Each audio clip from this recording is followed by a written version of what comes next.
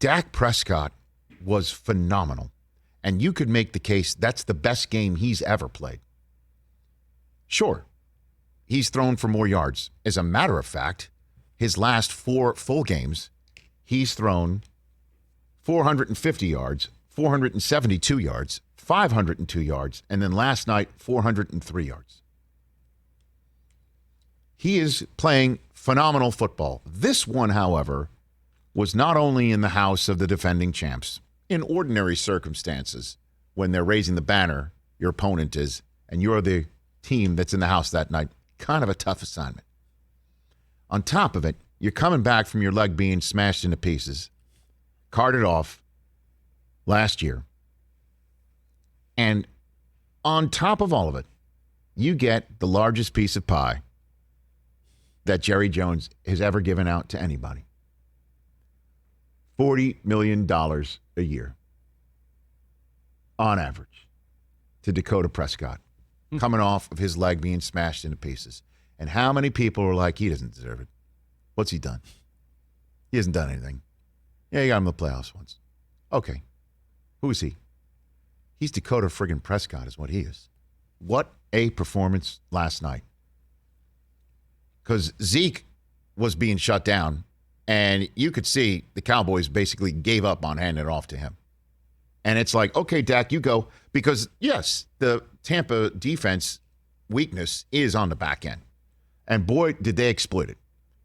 And Amari Cooper, $139, CeeDee Lamb, 104 yards, 2 touchdowns for Coop, a touchdown for Lamb, who looks terrific. But Dak was making all the throws, too. Took a couple bad sacks. Every quarterback does that. But for any Dallas Cowboy fan that was wondering 2 things. 1, is he hurt in a way that he won't come back the way that he was? Well, get rid of that doubt.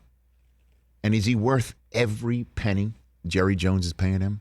Okay. Oh, yes.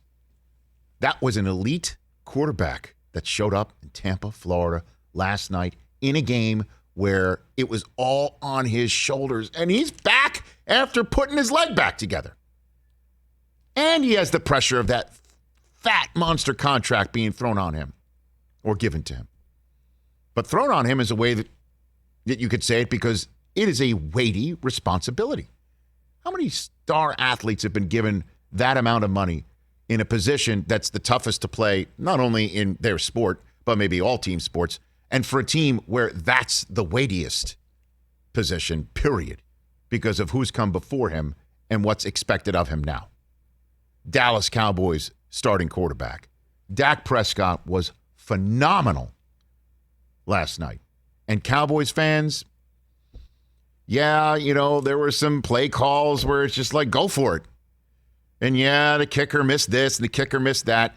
And the defense was susceptible. I mean, they did get their takeaways, but you got to put the points on the board and turn it around. And,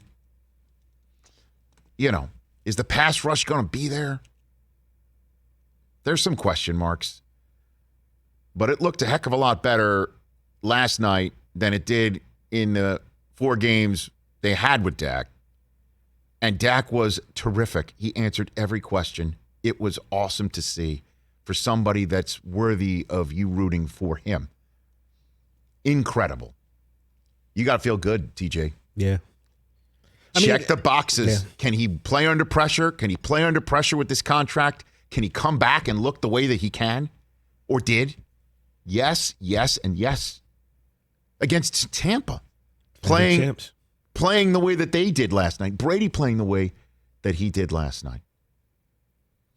And there is much that has been made about Zeke's touches. There were just 13 of them. To me, that's at least 7 to 10 shy of what's necessary. The Cowboys should go to sleep the night before a game saying, or writing a note in their pocket like Kevin Costner had in draft day and take it out.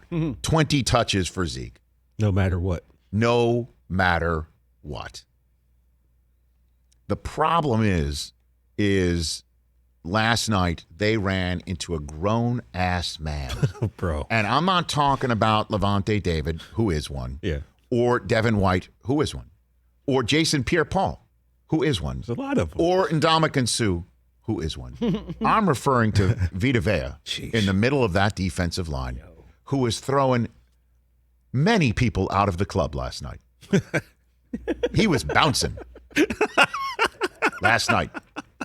And the velvet ropes were Raymond James Stadium. That is a grown-ass man. Yes, sir. And the reason why, I don't know if Cowboys fans should reason why Cowboys fans should ease up on no offensive pass interference despite seeing the extension of the hands is that came on a 3rd and 16 that really should have been 3rd and 26 because Vea was held.